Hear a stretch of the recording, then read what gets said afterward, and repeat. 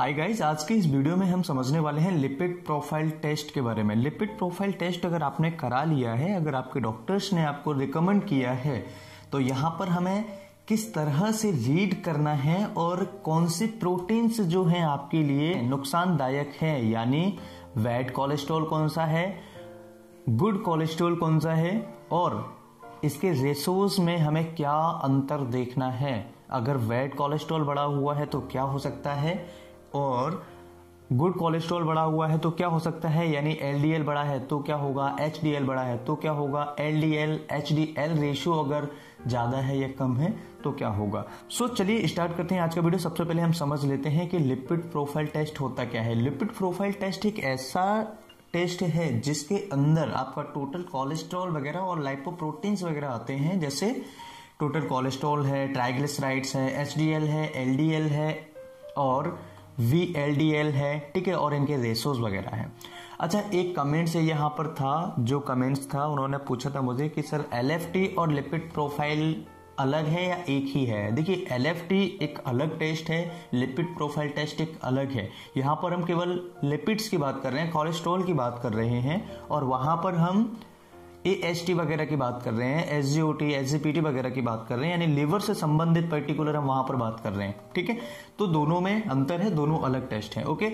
ये वीडियो जो है एक हमारे व्यूअर्स हैं सहबूज सलमानी जी, उनके डिमांड्स पर ये वीडियो बनाया गया है और बहुत ही दिनों से उनका एक कमेंट्स में देख रहा था। सो मैं आशा करूंगा कि उनके सारे के सारे कंफ्यूजन्स और सारे क्वेश्चन के आंसर इस वीडियो में उनको मिल जाएंगे और आप सभी को इस वीडियो में आंसर मिल जाएंगे। सबसे पहले हम बात कर लेते हैं HDL के बारे में। HDL डायरेक्ट, HDL का मतलब होता है high density lipoproteins. High density यानी कि उसका घनत्व जो है वो बहुत ज्यादा है, ठीक है। तो ऐसी कंडीशन में अगर किसी मरीज का HDL बढ़ा हुआ है तो यहां पर हमें देखने का होगा नॉर्मल वैल्यूज। देखिए 35 से लेकर 40 इसकी नॉर्मल रेंज है, और यहां पर देखिए 46 इस पेशेंट का है, 46 mg/dl है, यानी कि पेशेंट का नॉर्मल है, कोई दिक्कत नहीं है। अगर ये हाई भी जाता है, अगर 40 से ऊपर जाता है, 80 तक भी जाता है, इसका मतलब ये है, या इससे ऊपर भी जाता है, इसका मतलब ये है कि आपके ब्लड में, आपके हार्ट के अंदर जो क्लॉट्स हैं, जो प्लेक है, यानी जो वहां पर थक्का जम रहा है या वहां पर जो फैट इकट्ठा हो रहा है वो नहीं होगा। एक बात क्लियर हो गई, अगर किसी मरीज का HDL हाई है तो वहां पर जो फैट जमने के चांसेस होते हैं वो कम होते हैं, ठीक है। अब हम बात कर लेते हैं LDL के बारे में। LDL यानी कि लो डेंसिटी लाइपोप्रोटीन्स, इसका मतलब ये होता है कि ये सबसे बैड कोलेस्ट्रॉल होता है। व्हाट बैड कोलेस्ट्रॉल, यानी कि ये एक ऐसा कोलेस्ट्रॉल है जो हमारे हार्ट की आर्टरीज में धीरे धीरे जमने लगता है। क्या होता है, इसका घनत्व कम होता है, इसलिए क्या होता है, ये जो पतली पतली कैपिलरीज होती हैं, हार्ट की जो आर्टरीज होती हैं, वहां पर धीरे धीरे जमने लगता है। जब ये जमेगा तो वहां की जो ब्लड सप्लाई है उसे क्या करेगा, डिस्टर्ब करेगा, उसे ब्लॉक करेगा, ठीक है। ब्लॉकिंग जब होगी तो मरीज को हार्ट अटैक हो सकता है, स्ट्रोक हो सकता है ना, कोरोनरी CAD यानी कोरोनरी आर्टरी डिसीजेस हो सकती हैं, है ना। तो यानी कि ये हमारे लिए, यानी हमारे ब्लड में अगर ये बढ़ता है तो ये हमारे लिए डेंजरस है। इसका दूसरा नाम होता है बैड कोलेस्ट्रॉल, और HDL का दूसरा नाम होता है गुड कोलेस्ट्रॉल। अब गुड कोलेस्ट्रॉल क्यों है, क्योंकि ये थक्का या फिर जो स्क्लेरोसिस होता है, एथेरोस्क्लेरोसिस होता है, और जो आपका फैट होता है, जो आपके लाइपोप्रोटीन्स होती हैं, उनको ये जमने नहीं देता। कौन सा, HDL। और LDL क्या अपोजिट काम है, ये क्या है, वहां धीरे धीरे जमने लगता है, ठीक है, ये हेल्प करता है जमने में, ओके।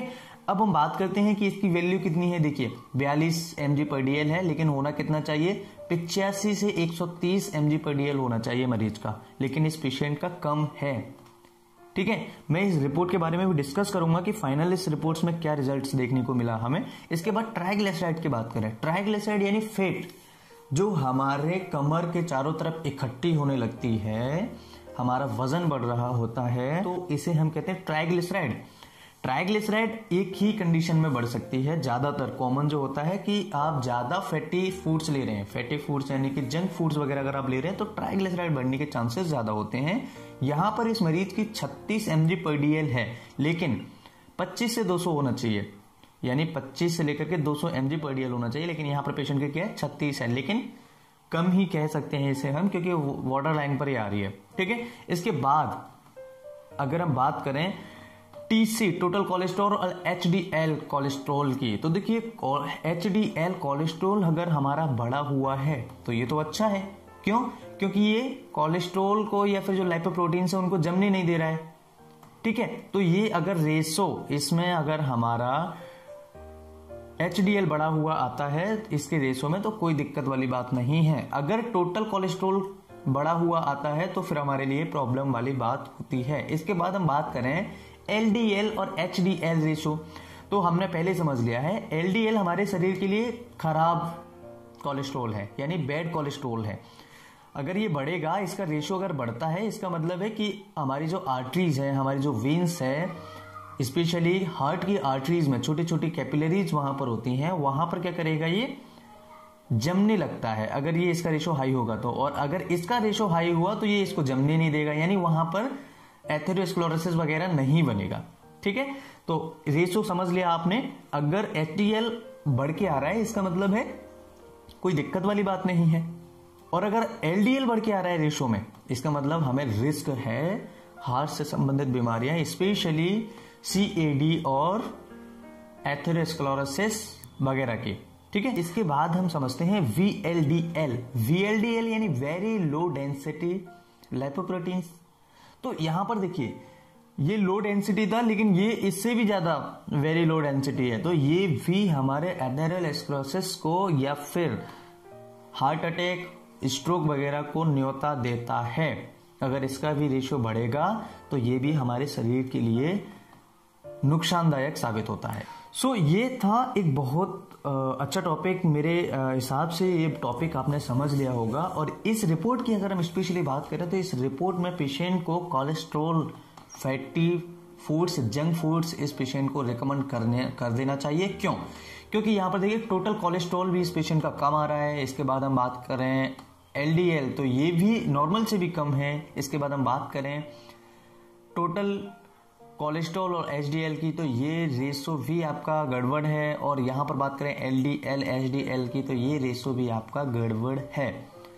तो आप समझ गए होंगे इस रिपोर्ट में पेशेंट को हम रिकमेंड करेंगे कि भैया डाइट अपना अच्छे से प्लान करो, और आपका जो कोलेस्ट्रॉल वगैरह है वो थोड़ा आपके डाइट में बढ़ना चाहिए, बाकी पेशेंट नॉर्मल आ जाएगा। अगर कोलेस्ट्रॉल या आपके लाइपोप्रोटीन्स या ट्राइग्लिसराइड वगैरह शरीर में कमी आती है तो उससे हार्मोनल चेंजेस भी आ सकते हैं। अगर ऐसे मरीज जिनको कोलेस्ट्रॉल या फिर लाइपोप्रोटीन्स वगैरह या जो आपके ट्राइग्लिसराइड्स हैं ये कम अगर लेता है पेशेंट तो हार्मोनल चेंजेस में भी प्रॉब्लम आ सकती है। सो फ्रेंड्स, आज के टॉपिक में मैं आशा करता हूँ सारे कंफ्यूजन्स क्लियर हो गए होंगे, और इस वीडियो को बनाने का उद्देश्य ये था कि आप तक सही जानकारी पहुंच सके। मैं आशा करता हूं आप तक सही जानकारी पहुंची होगी और आपने इस वीडियो को अच्छे तरीके से समझा होगा। अगर वीडियो अच्छा लगे तो लाइक जरूर करना, अपने दोस्तों के साथ शेयर जरूर करना। अगर आपने अभी तक चैनल को सब्सक्राइब नहीं किया तो सब्सक्राइब जरूर कर लीजिएगा हमारी इसी तरह की लेटेस्ट वीडियोस देखने के लिए। मैं फिर मिलूंगा इसी तरह के नए टॉपिक में, तब तक के लिए इजाजत दीजिए। Bye bye, take care, thank you.